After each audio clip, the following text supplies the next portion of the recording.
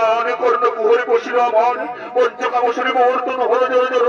আমি এখন কি করি, কেমন ধৈর্য ধরি আমি, আমি কার অন্তে করি প্রবেশ? ওই তো মোর কন্যা সন্ধ্যা রয়েছে, আমি তারই দেহ অন্তে করি প্রবেশ। এসো সন্ধ্যা, দাঁড়াও মোর ভালোবাসে। কথা বলো পিতা, তুমি পিতা হয়ে নিজ কন্যার প্রতি কি ব্যবহার তোমার? এই যে মহাপাপ পিতা। আমি তোমার কলহিত বোধের শুনতে চাই না। পঞ্চকামশরী মুহূর্ত নহর জড় জড়, আমি আর পারছি না। এসো, দাঁড়াও মোর ভালোবাসে।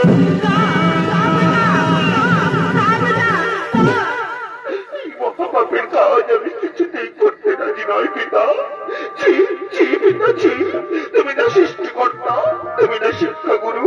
এই শিক্ষা লুকিয়েছে তোমার হৃদয় মাঝে, এই শিক্ষা অর্পণ করো তুমি মানব সমাজে। সন্ধ্যা, আমি তোমার কোন হিত বলে শুনতে চাই না। পঞ্চকামশরী মুহূর্ত নহর জড় জড়, আমি আর পারছি না। এসো।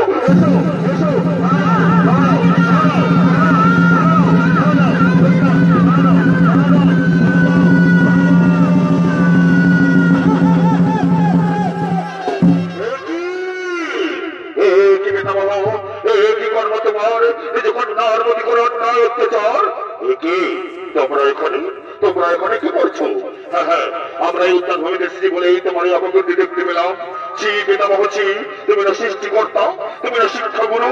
এই শিক্ষা লুকিয়েছে তোমার হৃদয় মাঝে, এই শিক্ষা অর্পণ করো তুমি মানব সমাজে। অন্যায় কিছু বলেনি পিতা, বলো পিতা বলো, আমি এখন কি করি? এই অপবিত্র কলঙ্কিত দেহ নিয়ে আমি এখন কোথায় যাই পিতা? যেদিকে যাবো আমি কেউ স্পর্শ করবে না মোর অঙ্গচ্ছায়া। এই জীবন আমি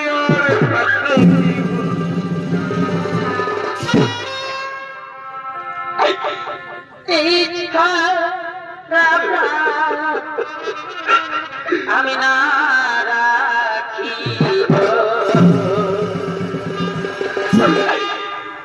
এই তো গোপাসে আমি প্রাণ জীব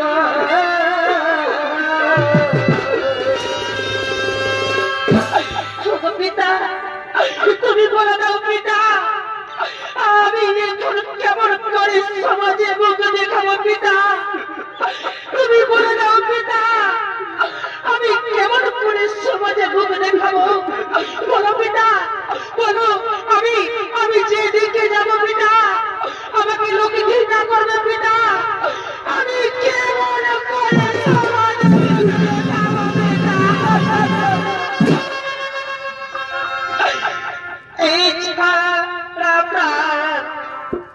আমি না রাখিব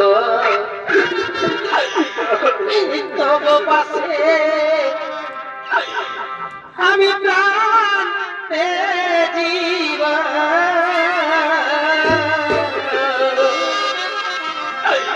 এই ছাড়া প্রাণী না।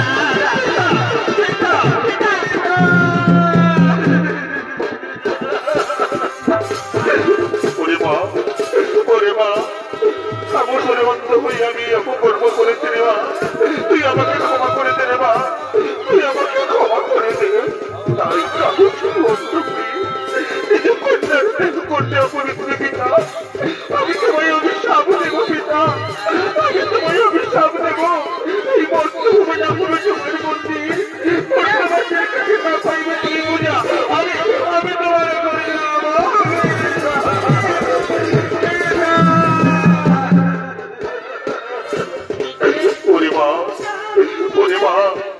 তোর এই অভিশাপ আমি মাথা বেঁধে গ্রহণ করলাম।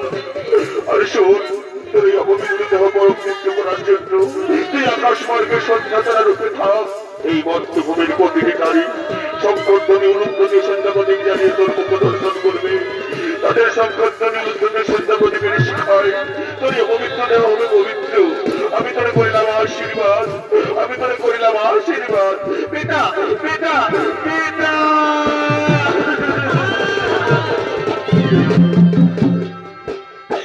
ঠিক আছে পিতা, আমি এই অভাগীর রূপে চলে যাবো পিতা। আমি এই কলঙ্ক নিয়ে চলে যাবো পিতা। আমি কেমন করে সমাজে মুখ দেখাবো পিতা। আমি চলে যাচ্ছি পিতা। পিতা আমি চলে যাচ্ছি পিতা।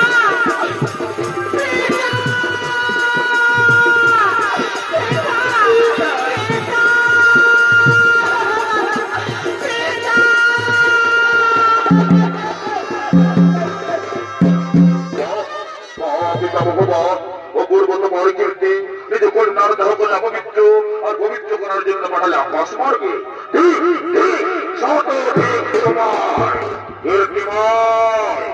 কত বাক্যে জর্জরিত করলে মোর হৃদয়, কত বাক্যে জর্জরিত করলে মোর হৃদয়।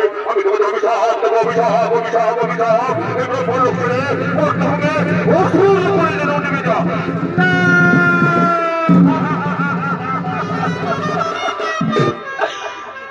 এগুলো কুপাবে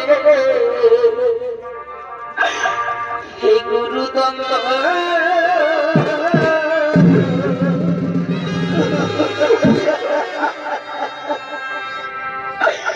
পিতাকে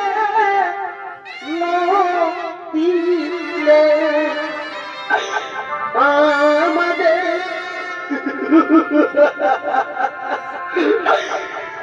পিতাকে দিলে আমাদের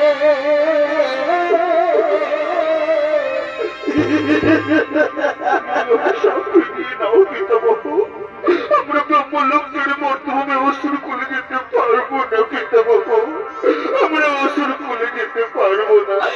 লঘু পাবে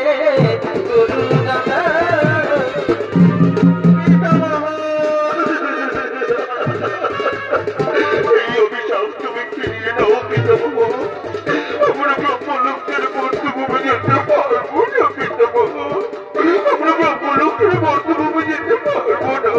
ওরে ওরে বাড়িছি নন্দন, নদীর জল একবার বয়ে গেলে যেমন ফিরে আসে না, তেমনি আমার মুখ নিশ্চিত পানি একবার বেরিয়ে গেলে আর ফিরিয়ে নেওয়া যায় না রে বৎস, আর ফিরিয়ে নেওয়া যায় না।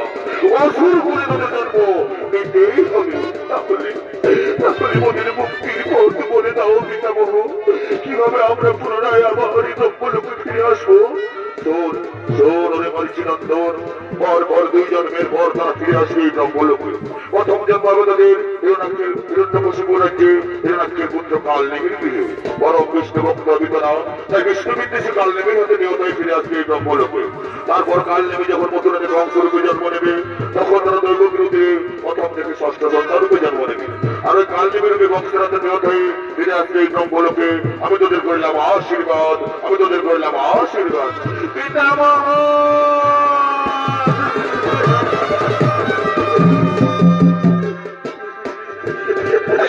ঠিক আছে পিতামহ, আমরা চলে যাচ্ছি পিতামহ, আমরা এই কলঙ্ক চলে যাচ্ছি পিতামহ, আমাদের এই অভিশাপ নিয়ে চলে যাচ্ছি পিতামহ, আমরা চলে